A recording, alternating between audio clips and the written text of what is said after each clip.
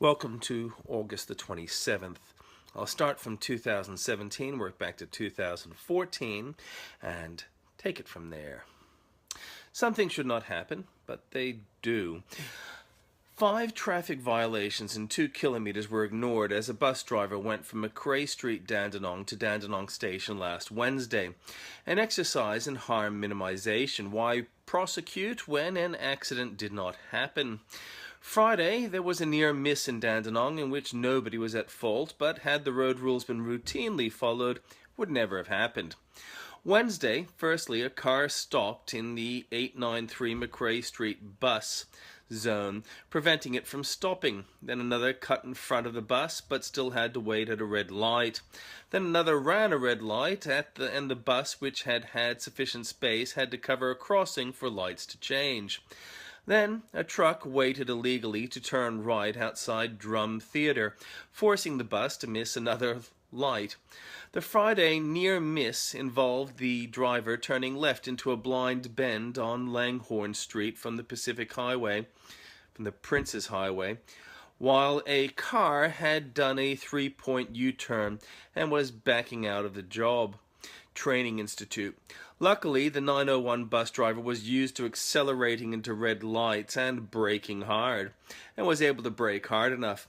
But the truth is, laws are enforced or there are no laws, and harm minimization fails, but zero tolerance works for all.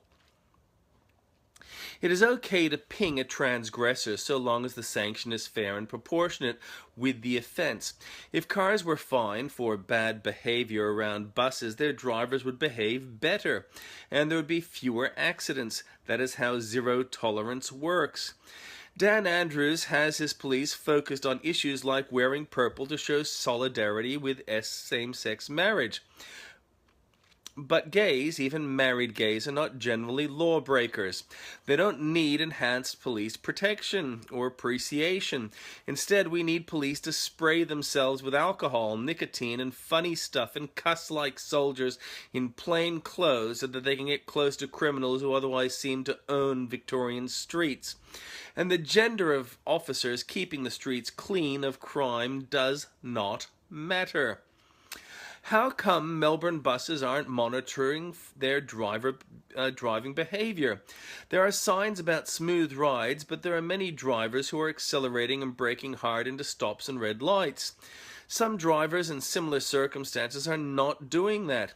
Technology is becoming available which can monitor driver awareness and general health. The public deserves to have the best at the price they pay their drivers. From 2016. The corrosive nature of media has won government for the Australian Labor Party in the Northern Territory.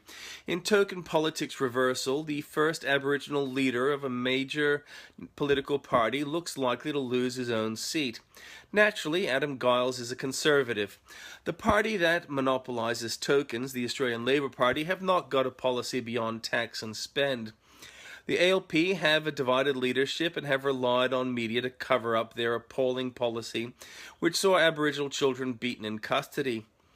Prime Minister Turnbull seems to blame Giles for the issue when he launched a royal commission.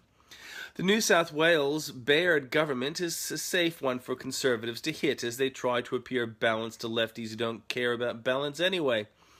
2 major decisions by the Baird government are being challenged by self-interest groups and inflated by lazy political opposition. But the New South Wales government deserves kudos for bringing the state out of debt, something the Australian Labor Party said was impossible.